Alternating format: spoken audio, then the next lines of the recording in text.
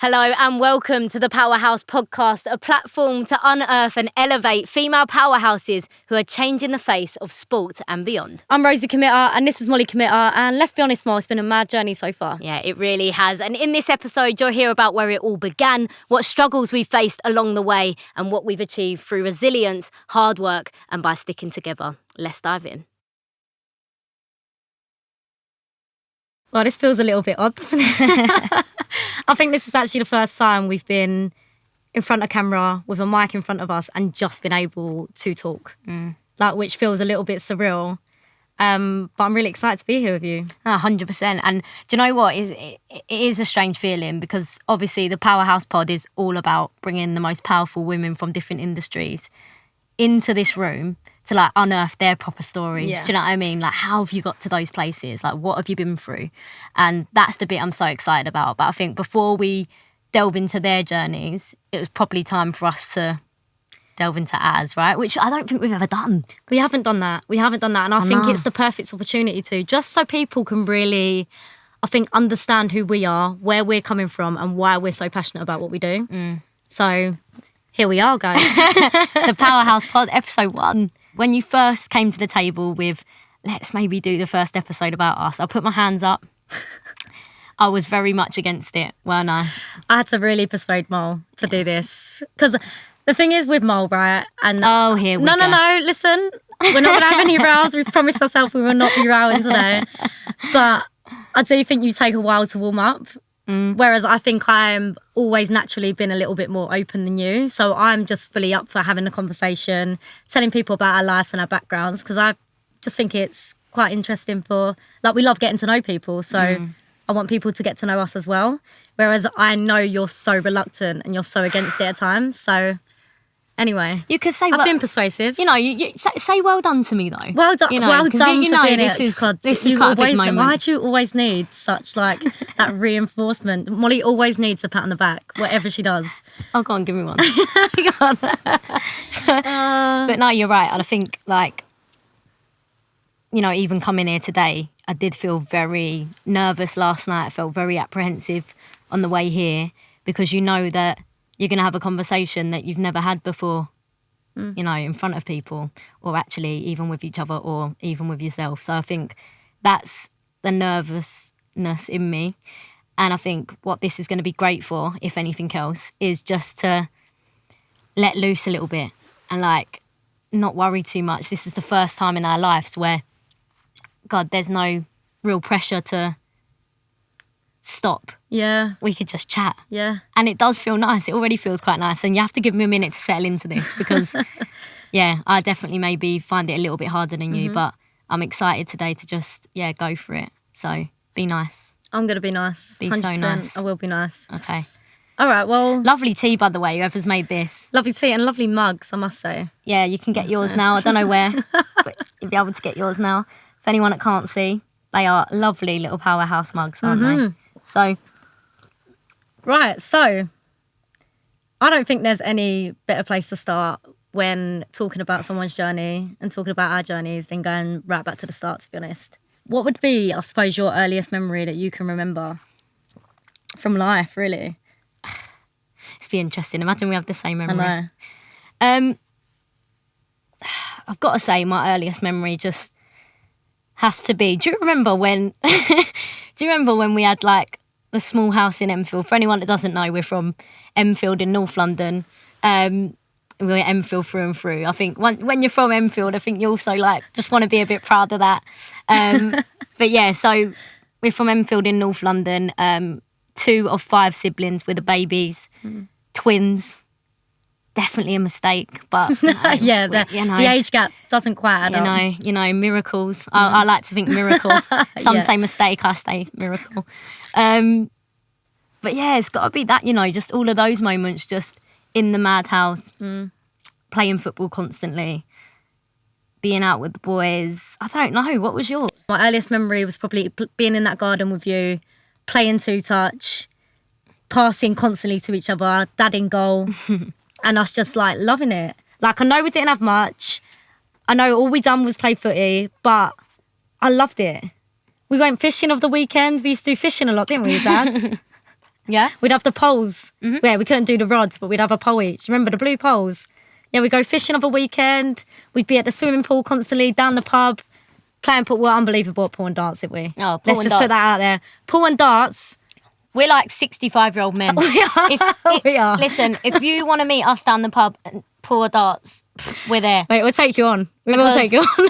A perfect Saturday used to be down the pub, which, you know, on reflection, probably not great, but down the pub, football on Saturdays, yeah, football on in the background. You're on the machines, not gambling.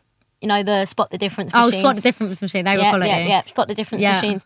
Then a bit of pool, then a bit of darts, back to the football, then a bit of pool, then a bit of darts, back to the football. And it's like literally like that all day. That was it. It's dreamy. That was literally our weekends. It was unbelievable, honestly. I look back and I love that time in our life. Do you remember you'd always play shirts versus skins? And I don't think we understood the concept of, like, as young girls, maybe not being able to take your shirts off. And I always remember you'd sort of get into your teams, you'd have all the boys playing out and you'd have your captains and it'd be like, yeah, face pick. Oh, that was the worst. If you were last, it was never last. But, you know. We were always captains, I think, to be honest. Well, one or the other. But, you know, you get picked to go on this team and it'd be shirts versus skins. And obviously shirts, you're wearing your shirts, skins, take your top off. Tops off, right? So you're just wearing your shorts. Me and Rose, honestly, just not understand. We were probably up until probably the age of 11. We're still running around outside playing footy with the boys with our shirts off, tucked into the back of your England or Tottenham shorts.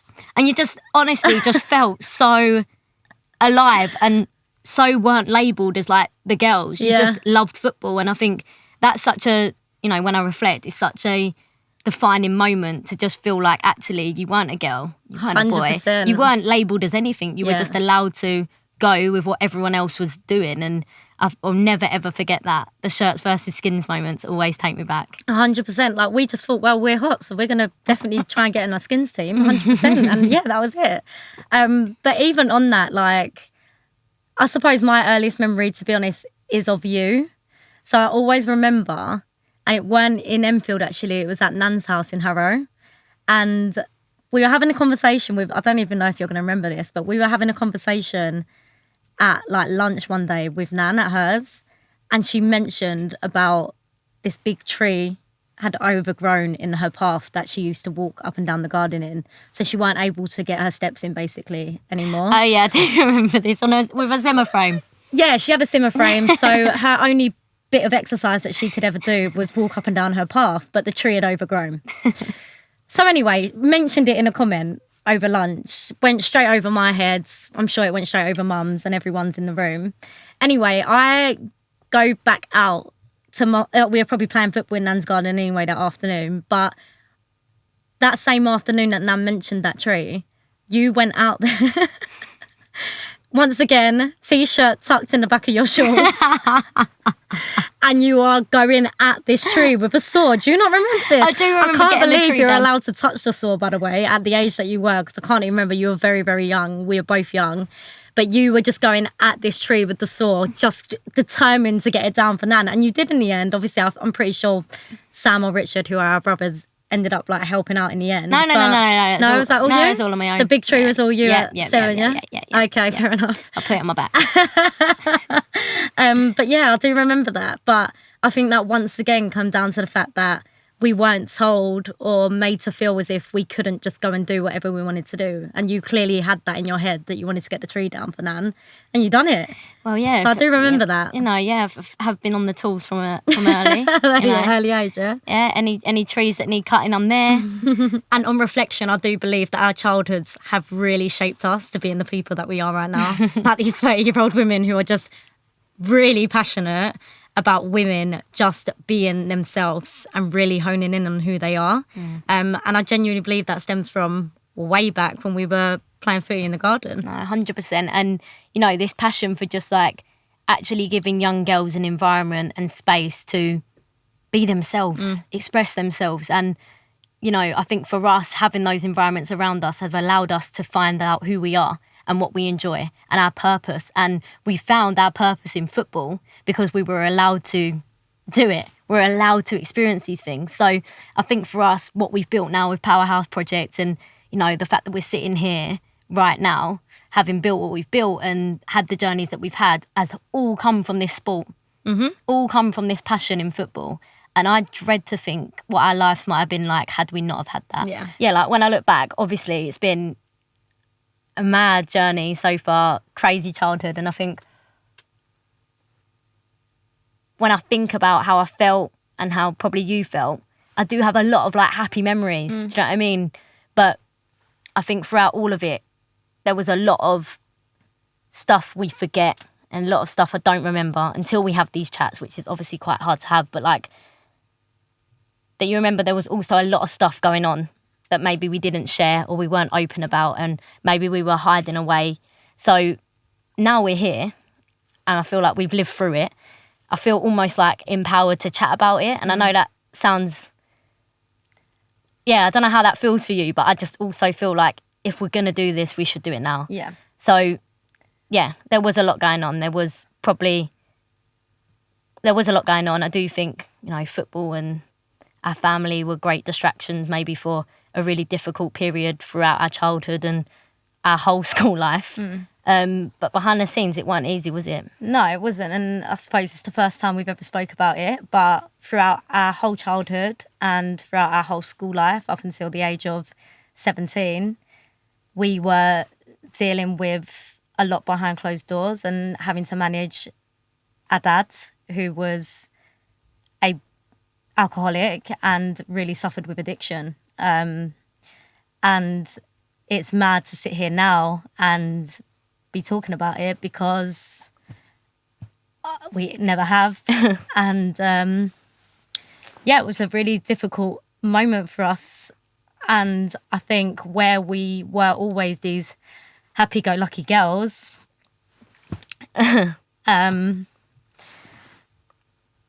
we've never tackled what was going on most nights, definitely every weekend.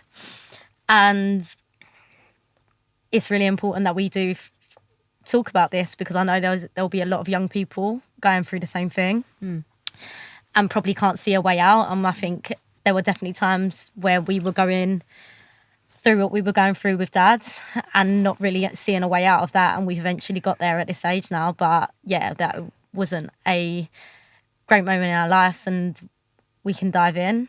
But as me and Mol mentioned a little bit earlier, we spent a lot of our time in the pub as children, playing pool, playing football, playing darts, and we thought that was normal up until the age where it didn't become normal and our dad's behaviour started changing drastically. So growing up, and this is where I want to make it very clear, we had an amazing dad, and we did. We had an amazing dad. He was great to us. He was so supportive of our careers, really pushed us in terms of like wanting to kick on and play football. That was where he was at his best. And he was very hands-on and he was there. However, he was battling his own demons, and we grew up in a household that wasn't sunshines and rainbows. It was a lot of abuse. It's all right. Yeah. There was a lot of abuse going on in front of us, and we had to deal with the fact that we didn't know what version of our dad that we were going to get every time he came home from the pub. And with that became a childhood that we don't look back on at times with happy memories. And there was a lot going on for us, right? And I think in that period, and it's so interesting because naturally when you speak about your childhood, you do go to the funny moments and the stories. And I think as people, we want to be positive, but there was definitely so much going on at home that ultimately when you're home, you are a nervous wreck because you don't know what's going to happen. You don't know if when he walks through the door, you're going to get a good version. You don't know if you're going to get someone that is going to hit your mum, all of this stuff. And I think it's important that we talk about it because it's something that I think a lot of people deal with, unfortunately. And I think watching this person, as Rosie said, who was an amazing dad, just actually turn into someone you don't know is the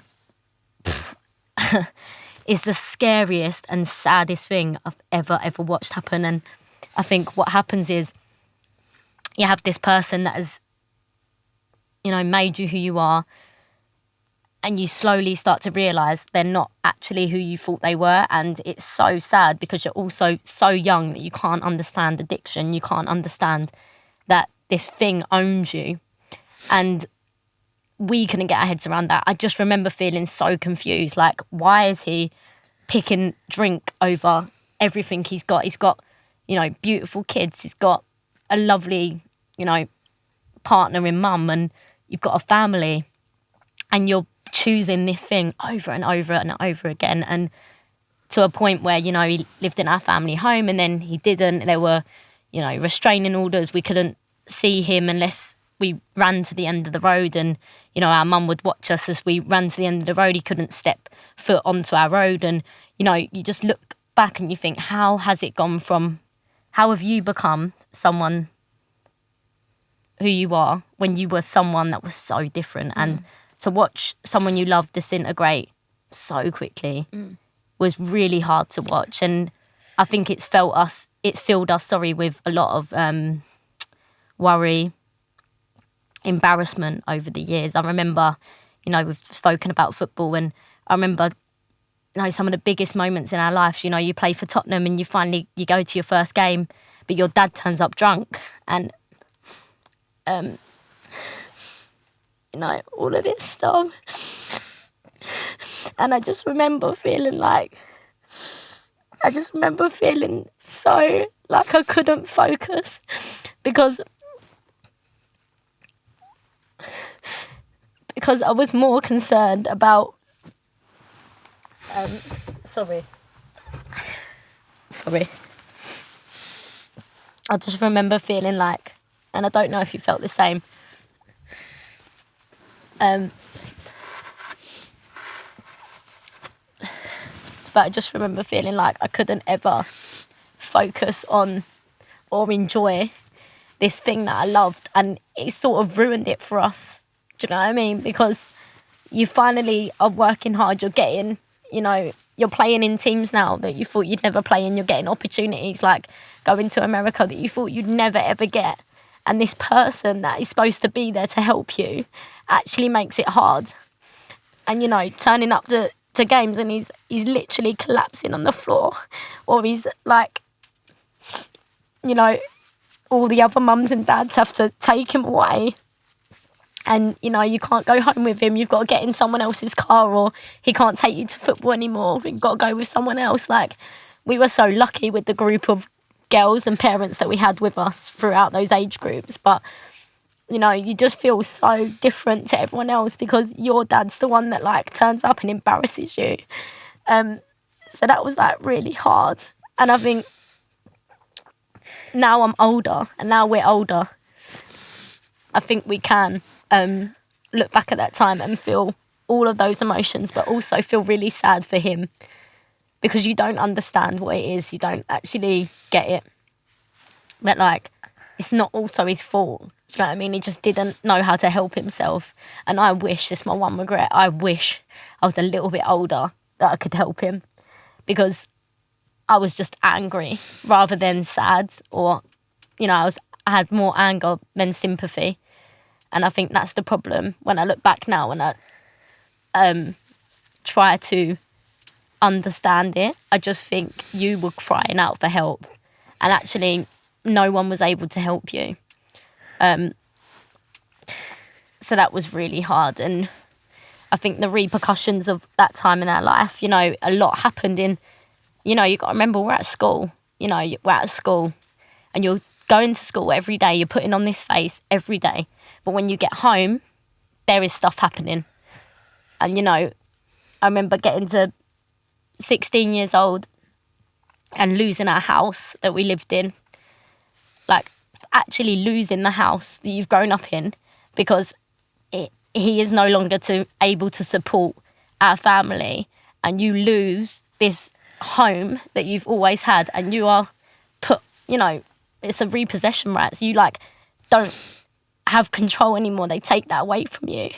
And like, and I think it's important to say all of this because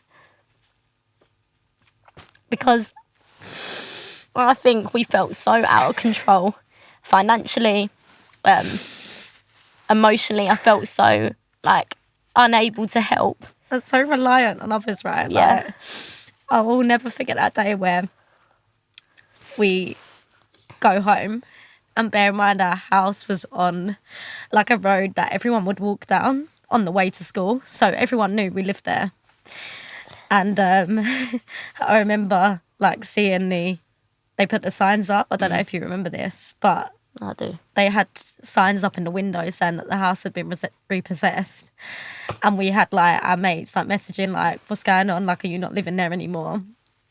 And like our mates were so amazing to us at that point. Like they made sure that like the signs were put down and things like that to save our embarrassment of going to school the next day.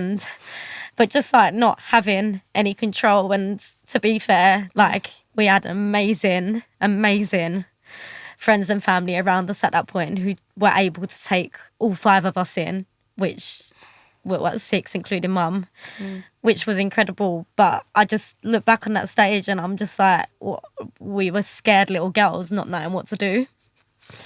And in moments like that, I just think we felt, like you said, so out of control. There was so much pain attached to that, like just losing everything and not really knowing where you're going to be living was fucking scary. And like, obviously, like you said, we're at a point now where we could talk about it, but this is probably the first time that we've sat across from each other and even spoke about losing the house, because I think it just brings back so much pain for us that we don't even want to go there. But once again, like to have each other in that moment, clearly was like amazing for us, you know, like, through the good and bad times that we've had. And I think like, you know, I was really skeptical today to like come here and like actually share what it's been like, because I think not having much money, worrying about, you know, where you're going to live, having this fear instilled in you because, you know, you're growing up in a house of domestic violence and you're watching all of this stuff happen. I think we have to say it, because I always said when I get older, I would want to help people. I want to help young girls actually be able to get to where they need to get to, regardless of what they've come from. And I think I'm proud of us now that we can sit here and have these chats, because it weren't easy. Do you know what I mean? We definitely didn't have like an easy start. But regardless of that, you can get out of it if you put your mind to it and if you work hard and if you know, persevere and you stay resilient. And I think I've realised all of those things now on reflection. But at the time, you definitely feel trapped. I remember feeling like, I'm never going to get out of this house. Yeah. How am I ever going to get out of this situation? How are we ever going to do all right for ourselves? And, you know, the pressure of having to look after not just yourself, but like your family. And, you know, you're what? Dad passed away when we were 17. You're 17, 18 years old. Your friends are discovering going out and partying when we're more concerned about how are we going to afford to live? Do you know what I mean? Or how are we going to make sure that our family are fine? And this isn't a sob story, by the way. I know people have it way harder. And you know, I also want to make that very clear. We are not here to be like, we're really hard done by. But I think it's just really important to share that there has been a process to get into these positions, and there's been a process of like resilience that we've had to have in order to get here, and be able to talk about it. And I think we would be a waste if we didn't share what we've been through in the right way.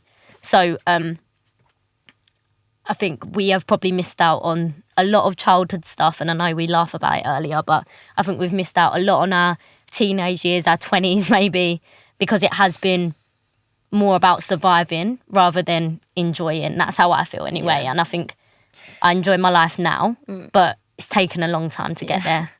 Yeah, I think like when you grow up in the environment that we did grow up in, and bear in mind that hostile environment happened for our whole childhood. It weren't just our school years, it was our whole childhood, and he got progressively worse, of course. But when you grow up in that environment, you are built on survival mode. Like, you don't know any other mode to live in. So without even realising, we were probably on edge. We were just like trying to get through the day because that's all we knew, how to live. Like, I didn't know any other way to live other than just to be in that survival mode, like we say. And, you know,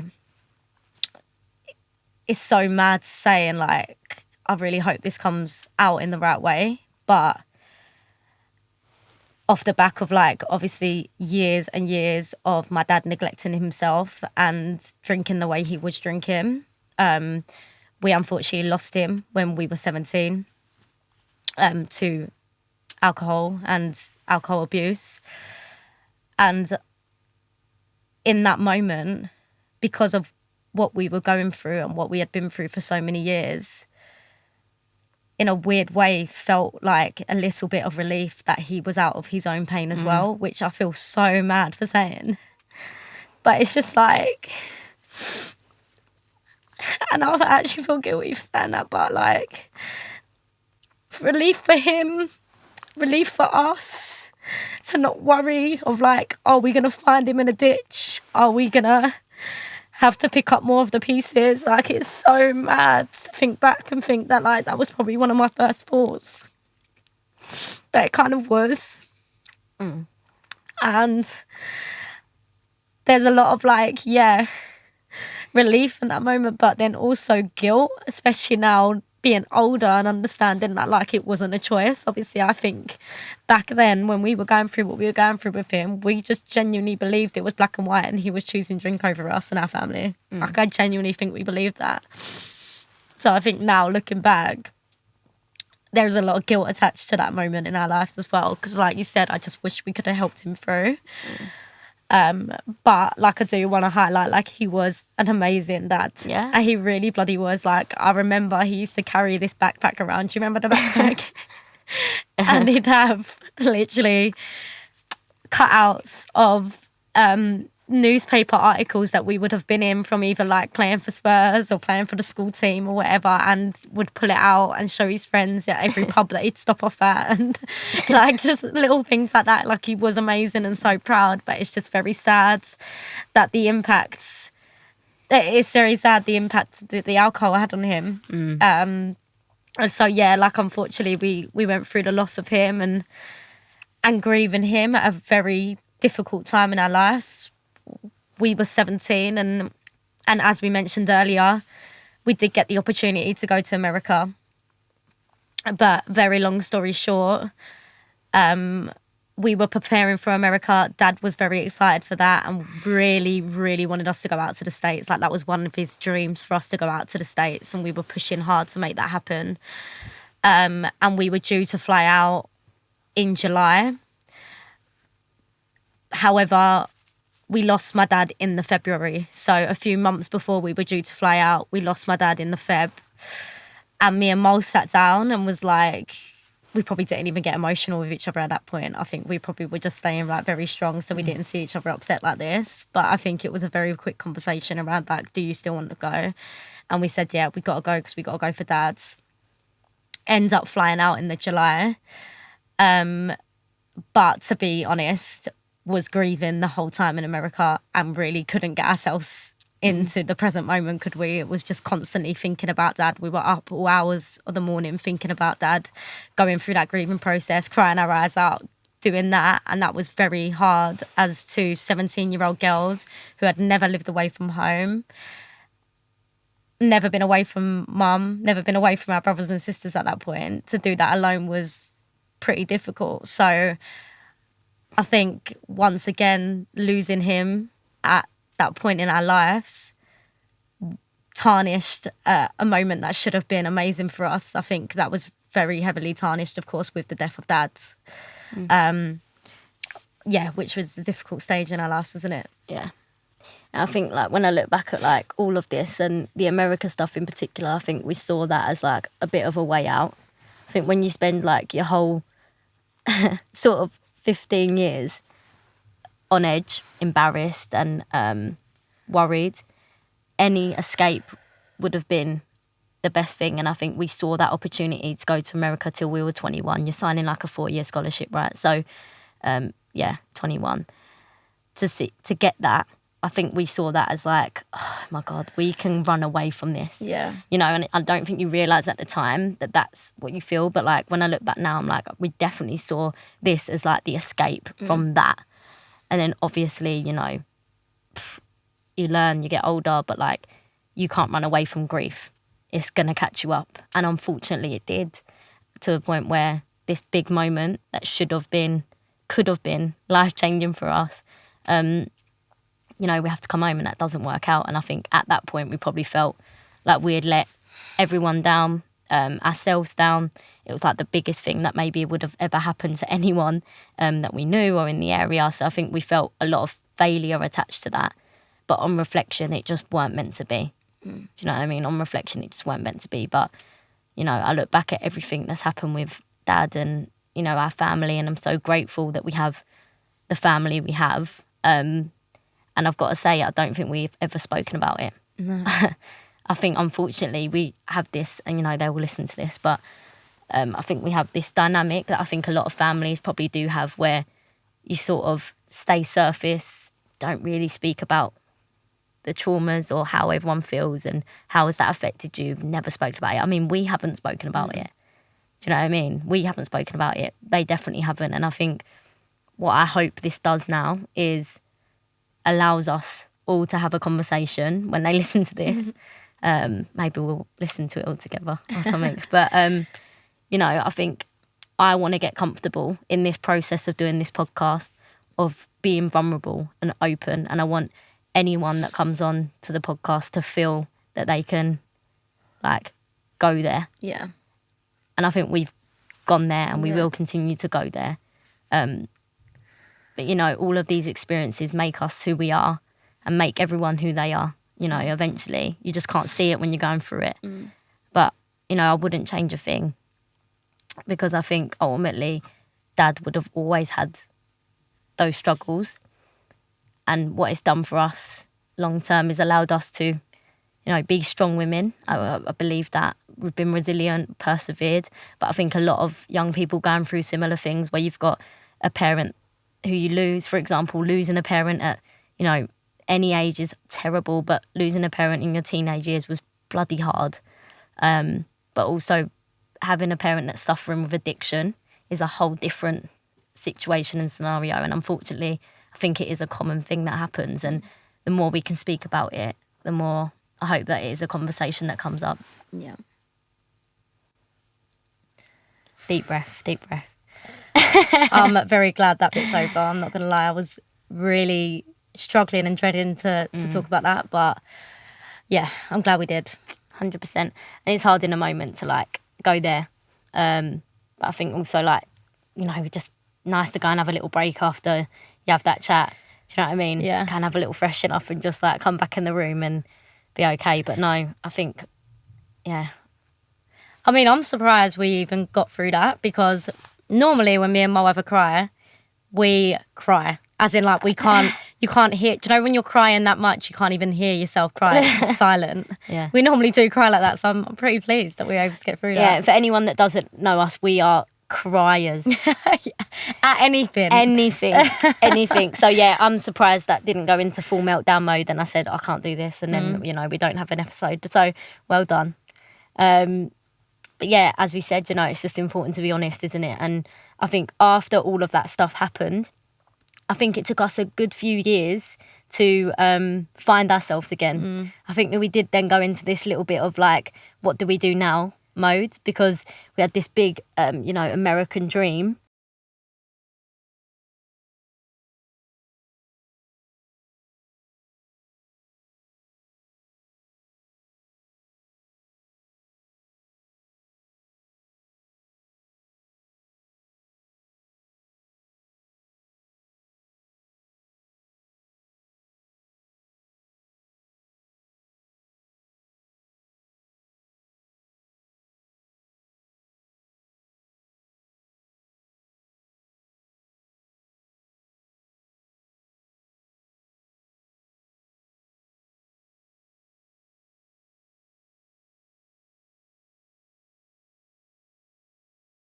felt like this is done. I don't know if I even felt the same about football after that. Can I just say a little funny moment from all of this? And I'm not trying to, but I just need to make this a little bit more lighthearted right now. Oh. Has anyone ever thrown a, like, you know, what we done to go to America was throw a party, got everyone there and said bye, right? So you have this big moment where you get everyone in a room and everyone's crying and, oh my God. We're not going to see you for 4 years. The girls are going to America. We got this cake. My mum, I think mum made it. She was actually so good at cakes. She is still good at cakes, Mum. I'm not saying you're not good anymore, but you used to really try. But there was this cake and it had like me and you. They'd like, remember, there was this cake with like a football and me and you were next to the football and it said like, good luck in America. And we had like everyone in a room and everyone's crying and we leave to go. And I think I was more embarrassed about the fact that we had this big send-off, like, see you never. And then literally, I think, you know, you come back a couple months later and you almost want to hide because you're like, this is so embarrassing. Yeah. Okay. But yeah, sorry, I just remember on reflection now I actually laugh about that. But obviously at the time, it's a hard thing to get your head around. Defo weren't funny in the moment. I mean, we could definitely laugh about it now because it works out well for us. But yeah, in the moment, 100%. Me personally, I felt like I just needed to get away. Whatever that looked like, I needed to get away. And I knew the option and the only option that was really presented to us at that point was just going to university. And that was always the conversation, wasn't it, in sixth form? It's like the norm is to go through your secondary school, go to sixth form, go to university. I also think, no, for us, because of like the living situation, like, you know, we'd lost a house and we're also in like this new house that, like temporary accommodation, wasn't it? Yeah, you're in temporary accommodation. So, you know, you're also all squeezed into this house and, you know, you just literally don't have any space. It's horrible. God, that house, honestly, it gives me nightmares when I think back. But I also think university for us, the thought of even having our own rooms of like, there were...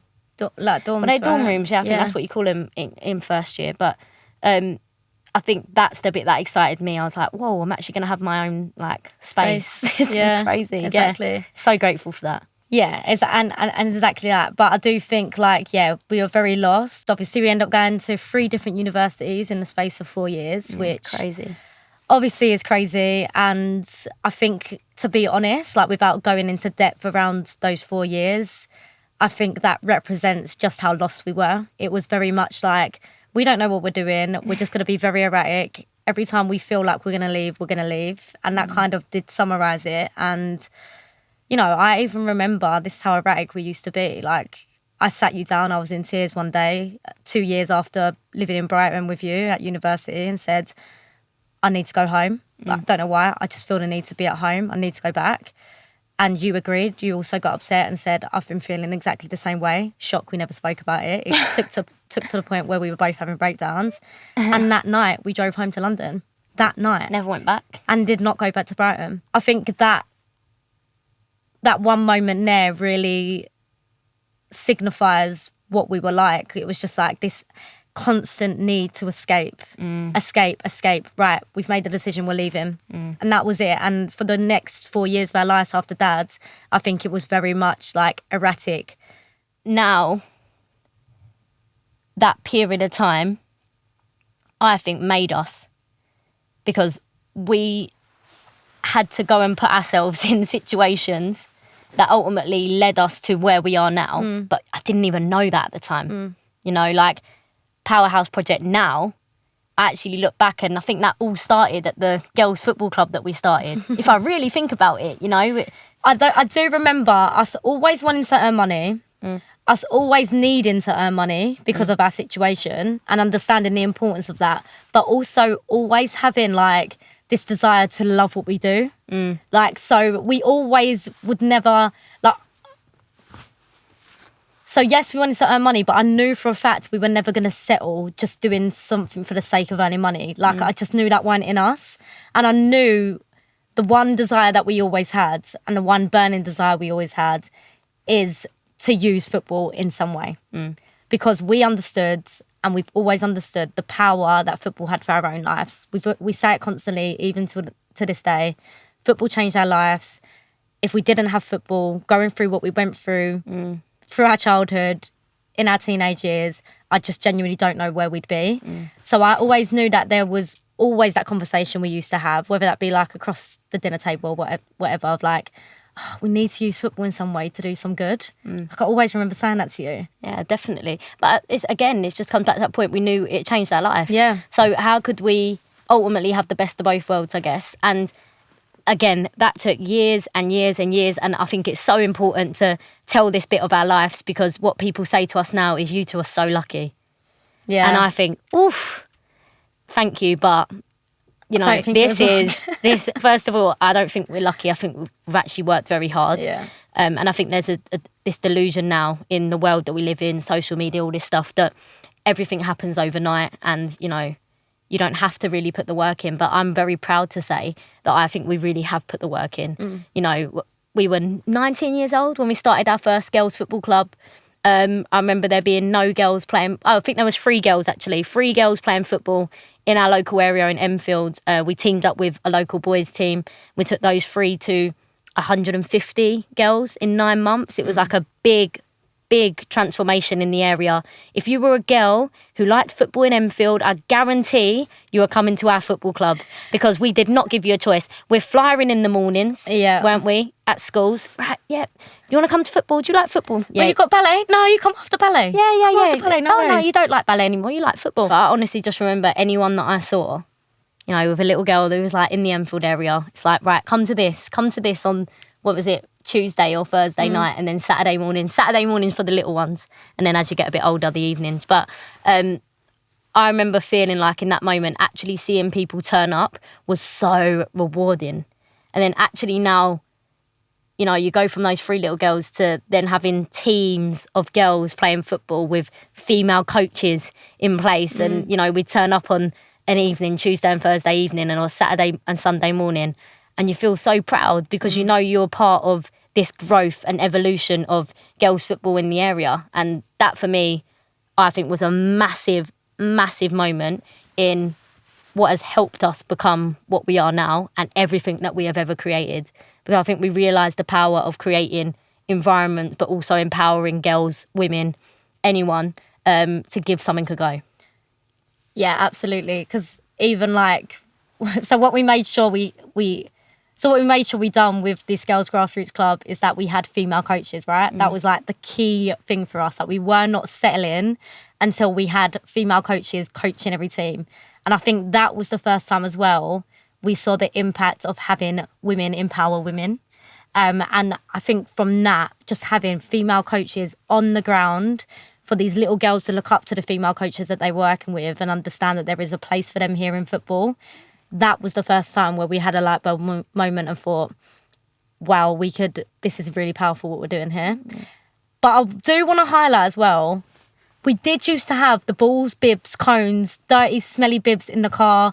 We would be... we were coaching hours, right? If you're a coach, it is a graft. Like, you were coaching most evenings, really antisocial hours, and then you'd definitely be coaching like the Saturday mornings and the Sunday mornings. So even if you did want a cheeky little night out on the Friday night, you were up and out.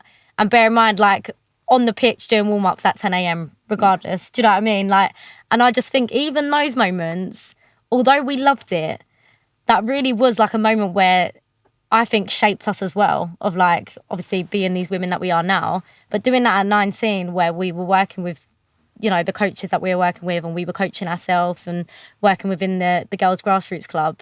I really look back on them times, and I think honestly they were some of my happiest moments. Oh, definitely. It was amazing. Yeah, I mean, you know, you get in your car that you saved up for and you've passed your test. These are all this stuff is happening at this time and you're just absolutely buzzing. You've got your referee money in an envelope, ready to pay your refs when you get there. You turn up, you've got your girls warming up and you're doing it all. Yeah, you're right. Smelly bibs, balls, cones, whatever in your car. You turn up, but I remember feeling like, oh, these girls love me. And the girls loved their coaches, didn't they? But they saw us in them. Do you know what I mean? And we saw them in us because we also were those little girls. So I think there was something so special about watching a young girl come to this football club, a girl that maybe had never considered football, by the way, right? Come to this football club and just love it. Whether she could kick it or not, it wasn't about that. What it was about was actually getting her out of the house and doing something productive with her evenings and her Saturday mornings that meant she felt good. And I think that for me, like, definitely spurred on this, like, as you say, like, this passion for girls football, women's football, knowing that it had changed our lives. How can we use it to change others? And I think the girls football club really was the starting point. And I didn't realise that, you know, that's over 12 years ago now, but that was really the starting point of all of this. From the age of 19, you're right. We have been fully obsessed with just creating that perfect environment for young girls coming through. Well, I think ultimately the last 10 years we've worked in, as we said, football environments that have been dominated by men. And we have, in all of the situations, apart from now, obviously, in all of the situations, we have probably been the only women in the room, or especially in those leadership roles. And I think how you're made to feel, and I can speak about this now, and it feels actually really nice to just be able to talk about it. How I think we've been made to feel, and how I think a lot of women are made to feel in football, is suppressed. You are made to feel like you don't know what you're talking about. This is not really your game, but we need to make you feel like it is. And good idea, but no. Rose, I promise you, that is just how it's been for the last 10 years. And I think you are constantly made to feel like you can be good, but not better than me.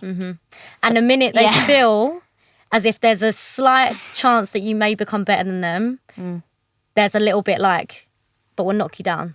So you'll feel a little bit, so it will suppress you that little bit more, or you won't get ahead of yourself again. Like, I think that has been a real ongoing environment that we've been through for the last 10 years, I'd say. And again, it's, you know, the point in speaking about this is that it's not just about us. You know, yes, we've been through it, but it allows us to speak about it, because I know there are a lot of women that work in football, and whether that's from a coaching perspective and a media perspective, we have done both, you know. Regardless, that environment is toxic. And when you work in toxic environments, you are made to feel like you can't really express yourself the way you want to. And I think what it does is knock your confidence. I think we have felt like, I think over the last 10 years, we have lacked a lot of confidence that meant that we have never backed ourselves enough to really go for it, whatever it is. So whether it's taking that job, can't do it because we're not quite there. We're not ready yet. Whatever it is, a bit of imposter syndrome, all of these emotions, not feeling good enough. I think it's all because actually the environments we were in didn't allow us to go there, didn't allow us to feel confident enough. And I think you become sick of it. I think I genuinely got to a point where I was so sick of sitting next to people I was working with, people I was in business with, men, and I'm not saying this is all men, I'm just saying a lot of the time in football, there are environments that feel this way. I remember getting to a point thinking, I'm so sick of this. I'm so sick of battling against people that are supposed to be on my team. And there is something there, and I can't really put my finger on what it is, but I just don't think you respect me because I'm a woman speaking about football, or I'm a woman working in football, and you don't like it. And I don't know if you feel the same. That's just how I felt, you know. Yeah, no, like absolutely. And I think a lot of our decisions that we've made stem from the fact that we weren't confident enough to go out and do it by ourselves as a two. We always felt like we needed a little bit of a group around us to help us, to support us, to guide us, when really, if we had the right environment that said, girls, you are good enough. Trust me, you're good enough. And if you're not good enough straight away, we're going to help you be good enough. And we're just going to back you. We never had those conversations. We never had that environment. So for us, we made real, once again, erratic decisions when we were a little bit younger that meant that we put ourselves constantly, and there is a cycle when you really reflect on what we went through, of putting ourselves in environments that were detrimental to us, whether that be detrimental to our confidence, detrimental to the way we felt about ourselves, our lack of self-worth that we had whilst growing up, that imposter syndrome that we constantly felt. I think that all stems down to the fact that throughout the last 10 years, we've put ourselves in really poor environments that haven't helped us. Yeah, and I think, do you know what? where I think the shift happened, I think the time that we started to back ourselves and believe like, oh, wow, we can actually do anything was, I think, when we stepped into the media space, you know, and we go from Tottenham for 10 years, the America thing fails, we're then back, we go to uni for a couple of years, and this is all happening in this like lost era, and I believe everything happens the way it's supposed to. We then join West Ham, right? So at the same time, we're playing for West Ham, but we're also managing other things, but we're working in football away from. So again, playing football was not a full-time job at this point. That's not how the landscape of women's football was. So we're playing football as well as having a part-time job, which is working in football. So again, our life's of football. And I remember feeling like I'm so sick of being suppressed. I'm so sick of feeling like I think I can do more, and I think I'm not even scratching the surface for my potential, but everyone around me is telling me that that's enough. You're right. Stop now. Stop now. Yeah, we've given you enough. Yeah. You know, you're doing enough. Yeah. And I just remember feeling like that. The only time I didn't feel like that is when we're both at West Ham, and we've been there for a couple of seasons at this point, and we start getting asked to do interviews. Do you remember this? Yeah. And we get pulled in for this interview one day, and I'm literally like talking to camera, and I have a moment in my head where I'm like, I love this. Yeah. And at this point, women's football, you can see where it's going in the right direction. But we're being asked to do a lot of interviews. And I got back that night, got home, and I'm thinking, I'm going to tell Rosie that it's time to stop playing football. We'd just done 10 years at Tottenham, the America thing. We'd done a spell at Brighton while we were at uni there. You know, we've moved to West Ham. We've got a couple of seasons under our belts. We've played football our whole lives. I remember thinking, media, this is what we need to do. Women's football's going there. We can be a part of the game and help, you know, spread light on the game, and not by playing, because I also am realistic with where I'm at in my playing career. So I take Rosie for dinner and I say to her, listen, Rose, and she must have thought she must have thought it was weird I was taking her for dinner anyway, but I remember thinking, right, I'm going to... No, I did, stingy cow. So I did fit, oi! I'm not stingy, by the way. Anyone that I'm definitely not tight.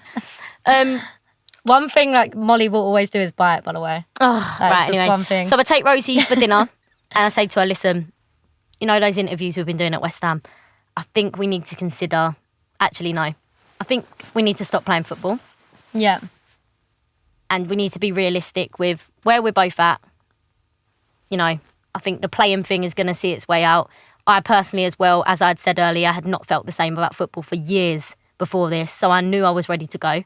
Sit Rosie down and say, listen, let's stop playing. Let's go for the media stuff. Feel like there's something in it. And she says, what did you say, Rose? Go on. No way. I'm playing football till I can't physically play football anymore, and I want to make it pro. Like, I just want to play at the highest level I possibly can. I'm so not ready to walk away from it. And I was really, really bloody against it for, I would say maybe 2 more years, really, wasn't I? Yeah. I was just, honestly, there was something telling me, Rose, don't stop. Because obviously, you grow up playing footy, you love it. Like, and I knew you weren't going to get a better feeling than being out on that pitch at that time in my life. So I did just want to play. And so for the first time in our lives, Molly made the decision without me. Mm-hmm. You go on to do the media for the next 2 years in your life, right? I carry on and I eventually make it to the professional game playing with West Ham. So both worked out. But it's the first, I suppose, sliding door moment we've had where actually, ultimately, you've gone and owned your decision. I've owned mine. And it's meant that we've separated. But for us, it was a weird time, wasn't it? Because you thought you were going to be the next Sam Kerr. And I was realistic and knew that just weren't going to be it. You done well, though, Rose, not going to lie. Yeah, no. Well. And also, what I didn't ever want to do is make a decision for you and look back and ever resent you for that. So I knew in that moment I had to make the decision for me. But look, looking back now, 2 years later, finally pluck up the courage to not play football anymore. Go fully in with Mole on presenting on our media careers. And my goodness me, I'm so happy we done that. Like, Listen to your older sis. Yes, That's what. that is a lesson. I'm a minute older, but there's your lesson. Listen to your older siblings. But no, do you know what? When I fully embraced the media, actually, I learned that I could get the exact same feeling that football gave me. Because I'm telling you what, when we came off the back of a brilliant show, or we came off the back of like an amazing interview that we had done, that felt like scoring a goal. Yeah. That felt like making a last-ditch tackle. Like, it really did. And I never thought I'd find that in my work, but we did through media. And yeah, I can't believe we're 5 years, 6 years down the line, and we still get to call that our jobs. Like, it's absolutely brilliant. But I think with the media shift as well is that we knew that it was a way to shine a light on the game, right? And it didn't mean necessarily playing, but it meant growing with the game that you had come from. So actually with that was really nice, because we've played through this transition that we're seeing in women's football, but to also cover the transition of women's football in a different way was like really eye-opening, but lovely to be involved in. So I think having both of those aspects to bring to the table was really empowering for us. We finally proved to ourselves that for once we didn't need to go and attach ourselves to anyone else. We finally said to ourselves, right, we're going to go after this. We're going to try our best and see what happens. And ultimately, we were able to build amazing careers off the back of that.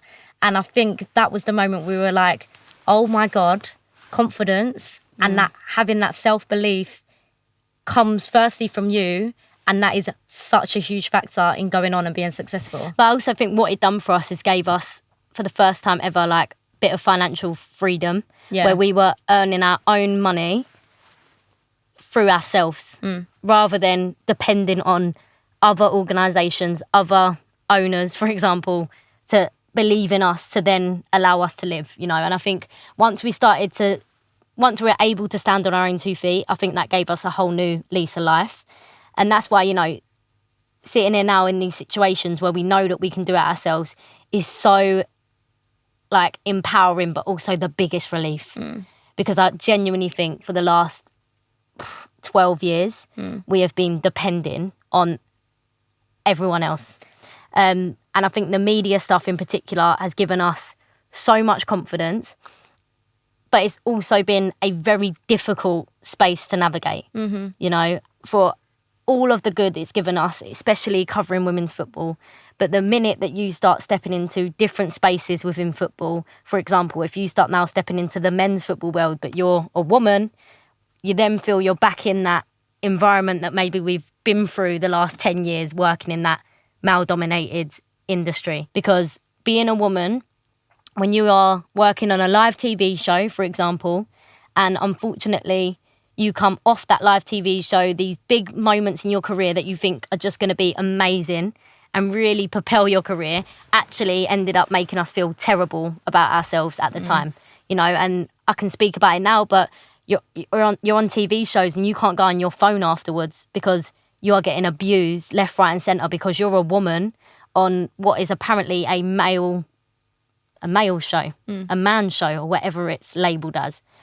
When you step into those environments, you're so exposed. And to this day, we do pieces of content, we do shows that go out, and to this day, I do not read the comments, because that moment in my life, when we got our first live TV job, has absolutely tarnished me and made me feel like I'm nervous to click on the comments.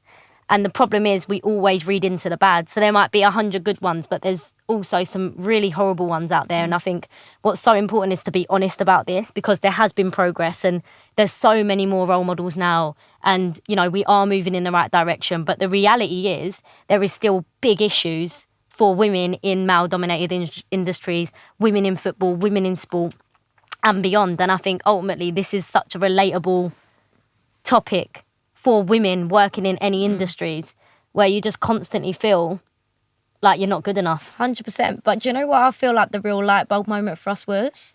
When we realised we were feeling the same emotions of like feeling put down, lack of confidence, feeling like we had to shrink ourselves in not only coaching, but it also did filter across the media. So then it's like, oh, okay, so this isn't just subject to coaching and this isn't just subject to media. Actually, I think women feel like this regardless of the environment they're in. And actually, we need to do something about it.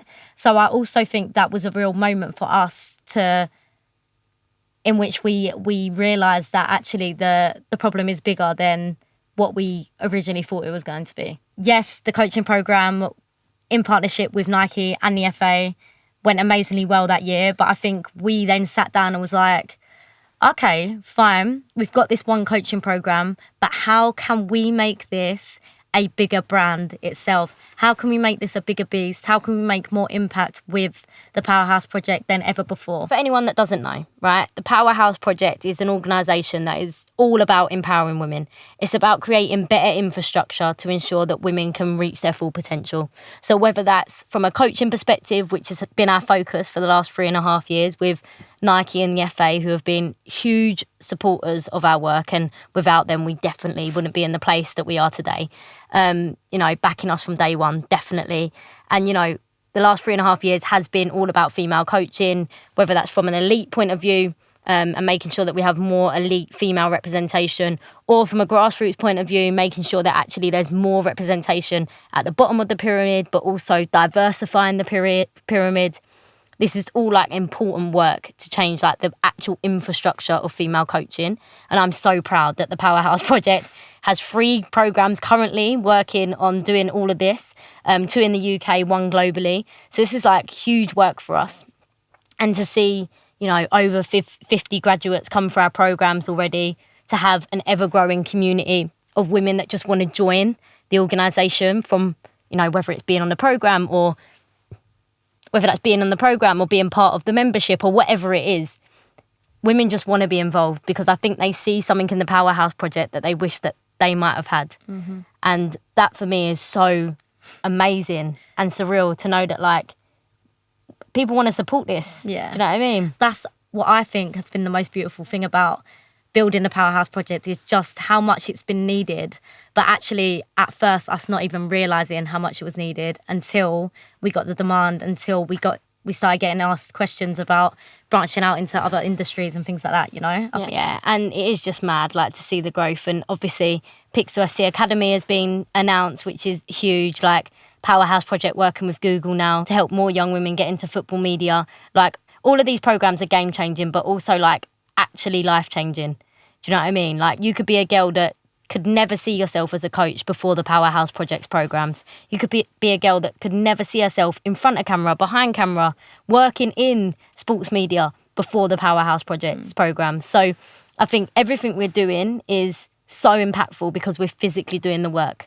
And I love that we can talk about it, but we can also prove that we're doing it. Yeah. And, I'm so grateful to be in this position where we have multiple programs running, hundreds of women in our community. And I think this was the perfect time to create the pod, because actually what the podcast is giving us now is a voice. And I think what we've always done is a lot of work, a lot of programs, but we've never really had a front-facing voice. And I think what this is going to give us is give our community an avenue and a way to speak to powerhouses from different industries. And I think that was always the purpose when we sat down. How can we create something that means that we can take the values and ethos of our organisation, which is about empowering women, how can we create a podcast that does exactly the same? And I feel like we're about to do it, which is mad. So, yeah, just absolutely crazy to see where that started and where we are now. And I'm so proud. I think replicating what we've done in coaching and now in the media space means that young girls or women coming through the media industry, covering football, maybe won't have to go through the same things that we have gone through, where we can't go on our phones after a show because the abuse is disgusting, that they feel like they've got a support network when maybe they don't get it right, but ultimately the network is there and ready for them to utilise. And I think having physical programmes in place mean that we're not just talking about doing the work, we're doing the work. Until you actually zoom out and reflect on everything that's gone on from childhood all the way through to where we are now, like, I genuinely don't think we take times out in our day or in our weeks or in our months to ever zoom out and really reflect on just how well we have done, or like how things are so much better now than they once were. Do you know what I mean? And I think that's why chats like this are so important, and I've like really loved doing this with you, to be fair. Oh, thank you. And no, I've loved it. It's obviously like, yeah, quite difficult to go there, but I'm glad we have. And I think the whole point of the Powerhouse Pod is to keep unearthing some of the most powerful stories, and I know we're going to do this over the episodes to come. So that is episode 1 done of the Powerhouse Pod.